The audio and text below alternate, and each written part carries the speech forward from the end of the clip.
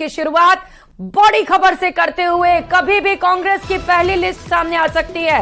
इस वक्त की सबसे बड़ी खबर आपको बता रहे हैं, कांग्रेस की सूची कभी भी किसी भी वक्त आ सकती है। मुख्यमंत्री अशोक गहलोत वर्तमान विधायकों को फोन भी कर रहे हैं। फिर से प्रत्याशी बनाने की बधाई उनकी ओर से दी जा रही है। अधिकांश विधायकों के टिकट पर पार्टी रिपीट कर सकती है। दोबारा से उन्हीं को चुनावी मैदान में उतारा जा सकता है। ये बड़ी सूचना सामने आ रही है। मतभेद भुलाकर कांग्रेस मैदान में उतरी हुई और एक बार फिर से एकजुटता का संदेश लगातार कांग्रेस की ओर से दिया जा रहा है। तो मुख्यमंत्री अशोक गहलोत लिस्ट जारी होने से पहले ही विधायकों को फोन कर रहे हैं और उन्हें शुभकामनाएं दी जा रही हैं। तो माना जा रहा है कि जो वर्तमान विधायक हैं उन्हीं को पार्टी टिकट दे सकती है, उन्हीं के चेहरे पर दाव लगा सकती है। तो कुछ ही समय में कांग्रेस की पहली लिस्ट सामने आ सकती है। काउंटडाउन शुरू हो चुका है। आपको बताते चले कि इससे पहले कई बार मंथन का सिलसिला देखा गया और लंबे वक्त से लिस्ट को लेकर कवायद की जा रही थी और अब ये माना जा रहा है कि अब बहुत ज्यादा इंतजार नहीं करना होगा।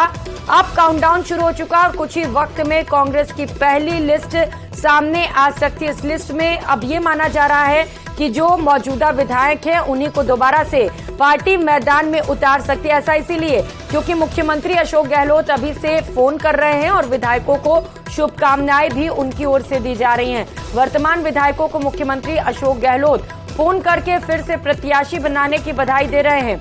अधिकांश विधायकों की टिकट रिपीट हो सकती है, बड़ी सूचना सामने आ रही है। हालांकि जैसे ही उम्मीदवारों की लिस्ट सामने आएगी ये बात साफ हो जाएगा कि क्या वर्तमान विधायकों पर पार्टी दाव लगाती है और कौन कौन से फैक्टर्स को समीकरण को ध्यान में रखते हुए कांग्रेस की ओर से पहली लिस्ट सामने आती है। क्योंकि इंतजार काफी ज्यादा करना पड़ा है कार्यकर्ताओं से, टिकटार्थियों को भी। तो वहीं मुख्यमंत्री अशोक गहलोत ने आज दौसा में बड़ा बयान भी दे दिया और 5 उम्मीदवारों के नामों का ऐलान उनकी ओर से किया गया। सुनाते हैं क्या कुछ कहा। 2030 वो सपना आपने देखा होगा, करीब 3 करोड़ 32 लाख लोगों ने अपने विचार व्यक्त किए हैं। 3 करोड़ 25 लाख लोगों ने वो सपना साकार करेंगे। यही बात करता मैं आप सबको बहुत बहुत बधाई देता हूँ और ये कहना चाहूंगा, ममता भूपेश आपकी नेता जो है आपके लिए प्रतिबद्ध है, समर्पित है, आपके सुख में काम आती है, कोई कमी रखी नहीं है।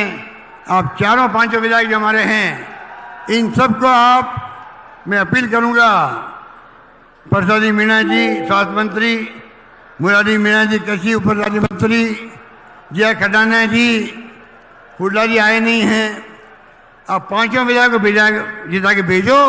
ये मेरी आपसे मानवीय अपील रहेगी। 2030 वो सपना आपने देखा होगा, करीब 3 करोड़ 32 लाख लोगों ने अपने विचार व्यक्त किए हैं।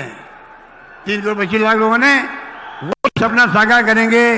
यही बात करता मैं आप सबको बहुत बहुत बधाई देता हूँ और ये कहना चाहूंगा, ममता भूपेश आपकी नेता जो है आपके लिए प्रतिबद्ध है, समर्पित है, आपके सुख में काम आती है, कोई कमी रखी नहीं है। आप चारों 5 विधायक जो हमारे हैं इन सबको मैं अपील करूंगा, प्रसादी मीणा जी स्वास्थ्य मंत्री, मुरारी मीणा जी कृषि उप राज्य मंत्री, जय खडाना जी, हुड्डा जी आए नहीं हैं, आप 5 विधायक को जिता के भेजो। ये मेरी आपसे मानवीय अपील रहेगी। और ज्यादा अपडेट के साथ सहयोगी बाबूलाल धायल इस वक्त सीधे हमारे साथ जुड़ चुके हैं। बाबूलाल, काउंटडाउन शुरू हो चुका है लेकिन उससे पहले ही मुख्यमंत्री अशोक गहलोत ने दौसा में 5 उम्मीदवारों के नामों का ऐलान कर दिया है। बिल्कुल, मुख्यमंत्री अशोक गहलोत ने दौसा जिले के जो वर्तमान विधायक है उन्हीं को टिकट देने का ऐलान कर सबको चौंका दिया है। क्योंकि जनसभा थी, भारी भीड़ उमड़ी थी और प्रियंका गांधी के सामने यह ऐलान कर ईआरसीपी को लेकर के जो माहौल बना था उसका कांग्रेस पार्टी पूरा फायदा उठाना चाहती थी। इसलिए मुख्यमंत्री अशोक गहलोत ने वहां मौजूद जो जनता थी उसको यही भरोसा दिलाया कि आपके सामने यही चेहरे फिर से रिपीट करने जा रहे हैं और आप इन्हीं को आशीर्वाद दीजिएगा। तो जो माहौल बना था उसका पॉलिटिकल माइलेज लेने की कोशिश की गई आज मुख्यमंत्री अशोक गहलोत की ओर से। लेकिन चौंकाने वाला नाम था उसमें ओम प्रकाश हुड्डा का, जो कि कांग्रेस की टिकट पर चुनाव जीत करके नहीं आए थे।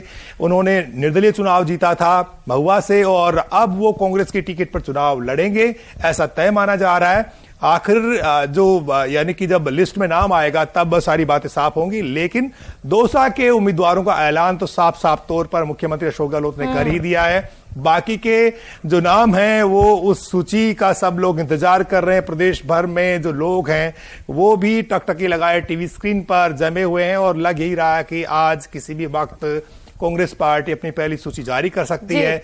अब से कुछ ही देर पहले मुख्यमंत्री अशोक गहलोत ने जो भी प्रत्याशी बनने जा रहे हैं उनको फोन करना शुरू किया है और कई जो विधायक हैं उनके पास में सीएम ने खुद ने फोन करके उनको बधाई दी है और यह भी कहा है कि चुनाव में उनसे जो भी हर संभव मदद होगी वो करने की कोशिश करेंगे, आपको चुनाव जीत करके आना है।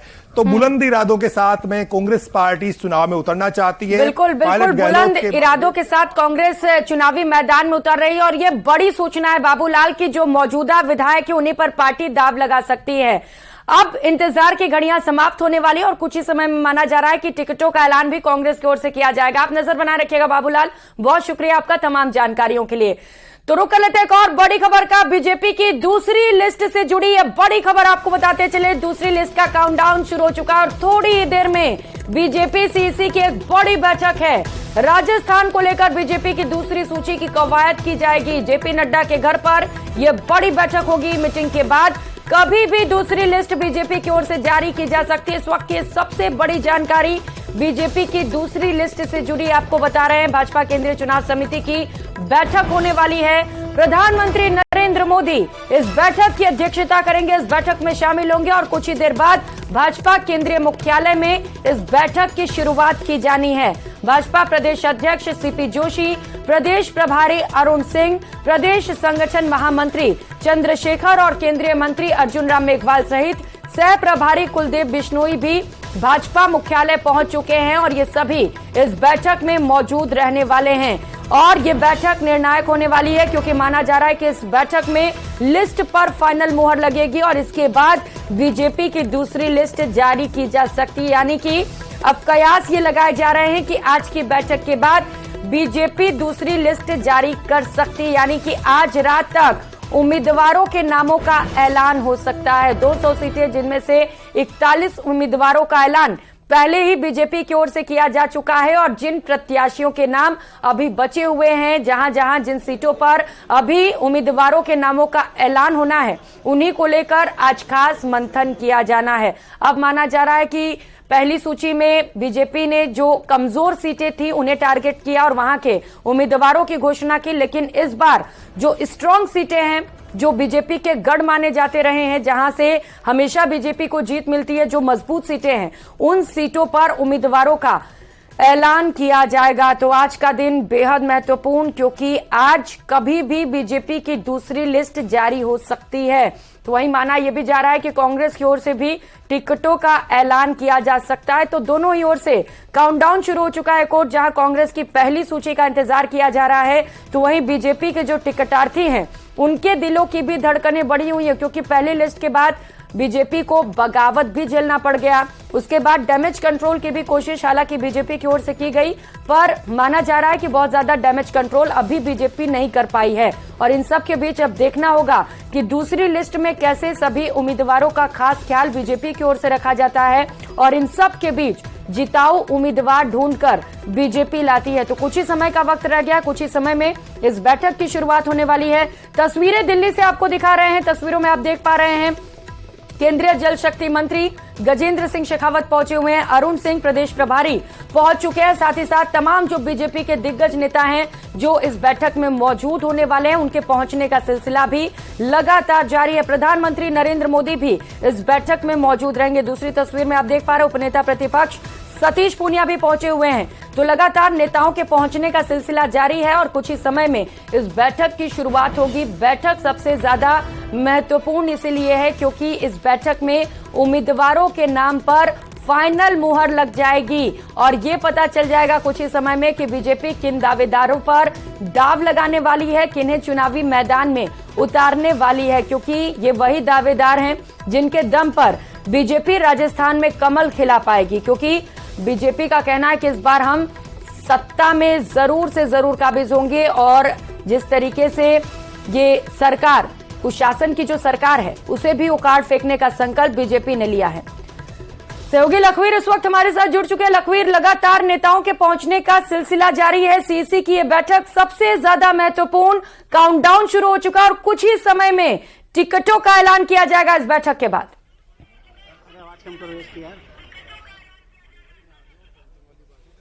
वाकई राजस्थान भारतीय जनता पार्टी की दूसरी सूची का काउंटडाउन अब शुरू हो चुका है, जिसका बेसब्री से इंतजार न सिर्फ भारतीय जनता पार्टी के कार्यकर्ता और नेता कर रहे हैं, बल्कि आम मतदाता भी कर रहे हैं। तमाम जो नेता हैं वो चुनाव समिति की बैठक में शामिल होने के लिए भाजपा केंद्रीय मुख्यालय पहुंचने लगे हैं। राजस्थान से जुड़े नेताओं की अगर बात करें तो बीजेपी प्रदेश अध्यक्ष सीपी जोशी, चुनाव प्रदेश प्रभारी अरुण सिंह, संगठन महामंत्री चंद्रशेखर, कुलदीप बिश्नोई, केंद्रीय जल शक्ति मंत्री गजेंद्र सिंह शेखावत, केंद्रीय मंत्री अर्जुन राम मेघवाल इस बैठक में शामिल होने के लिए पहुंच गए हैं। तो वहीं बीजेपी अध्यक्ष जेपी नड्डा का आगमन भी भारतीय जनता पार्टी के केंद्रीय मुख्यालय में हो गया है। अब इंतजार है कि जब प्रधानमंत्री नरेंद्र मोदी इस बैठक में शामिल होने के लिए आएंगे और इस बैठक का विधिवत शुभारंभ होगा। राजस्थान के लिहाज से ये बैठक काफी महत्वपूर्ण है, काफी इम्पोर्टेंट है, क्योंकि करीब 100 सीटों पर डिस्कशन किया गया है और उन 100 सीटों को केंद्रीय चुनाव समिति के समक्ष आज रखा जाएगा। हालांकि 100 सीटों में से कितनी सीटें लॉक होंगी इस पर फिलहाल सभी की निगाहें हैं, क्योंकि सूत्रों के हवाले से खबर यही है कि दूसरी सूची जो भारतीय जनता पार्टी की आएगी वो जंबो होगी, लेकिन करीब 70 से 80 नाम उसमें शामिल होंगे। हालांकि उसमें कई और नाम ऐड भी हो सकते हैं। ऐसे में अब सबसे महत्वपूर्ण बात यह है कि आखिरकार दूसरी सूची किस प्रारूप की आएगी, क्योंकि पहली सूची जब भारतीय जनता पार्टी ने राजस्थान को लेकर जारी की थी तो काफी चौंकाने वाले नाम सामने आए थे। 7 सांसदों को चुनावी मैदान में उतारा गया था। ऐसे में सभी की निगाहें हैं। बिल्कुल लखवीर, सभी की निगाहें टिकी हुई हैं। चूंकि आप दिल्ली में लगातार मौजूद हैं, इस बैठक पर नजर बनाए रखिएगा। बहुत शुक्रिया आपका तमाम जानकारियों के लिए। और चलिए कुछ खबरें देख लेते हैं।